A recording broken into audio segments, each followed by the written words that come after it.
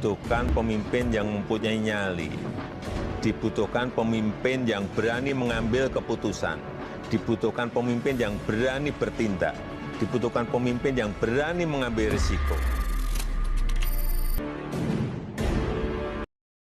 Assalamualaikum warahmatullahi wabarakatuh. Om Swastiastu, Namo Buddhaya, salam kebajikan.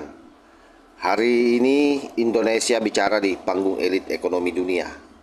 Presiden ke-7 Republik Indonesia Joko Widodo berdiri di depan para pemimpin ekonomi global, menjelaskan arah ekonomi, stabilitas, dan strategi besar negeri kita.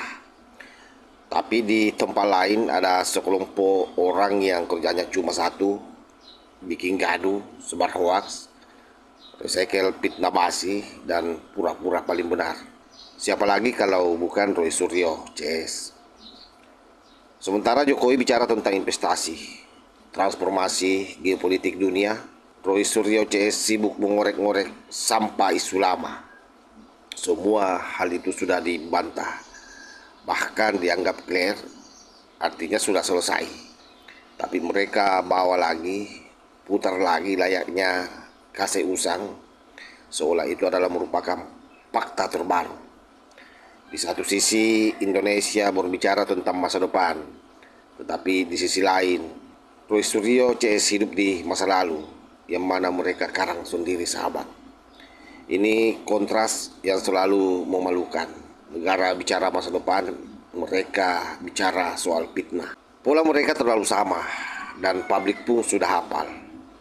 Mengambil isu kadaluarsa, lalu kemudian isu itu diulang, ditambal dengan dramatisasi, disebarkan melalui platform media sosial, lalu ngaku-ngaku diselimi. Intinya cari panggung. Itu saja, tidak ada gagasan, tidak ada kontribusi, yang ada cuma keributan demi keributan. Yang lucu, tiap kali mereka menyebar hoaks, publik semakin tidak percaya, tapi mereka tetap lanjut, seakan tidak punya tombol berhenti, seolah mereka lebih senang dilihat sebagai pembuat masalah daripada pembuat solusi. Ketika Jokowi bicara di forum ekonomi dunia, saya kira itu bukan pencapaian kecil. Negara-negara besar memperhatikan, termasuk saya kira investor memperhatikan, dan ekonomi dunia pasti takjub dengan tampilan Pak Jokowi. Ini adalah merupakan panggung yang serius, satu panggung yang sangat strategis, panggung untuk seluruh pemimpin-pemimpin yang punya reputasi, yang punya kemampuan berbicara atas nama bangsanya. Sementara di tanah air, Roy Suryo CS, mereka tidak masuk radar internasional, tidak masuk diskusi global, apalagi pembicaraan kelas dunia. Karena memang produk yang mereka jual hanyalah drama dan isu sampah. Tentu yang menjadi pertanyaan, apa motif dari semuanya ini?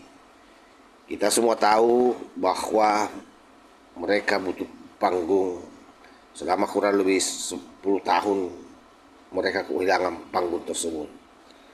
Setiap kali publik mulai lupa, mereka munculkan lagi isu lama yang sudah selesai. Mereka tahu itu akan mengundang reaksi, dan itulah yang mereka cari.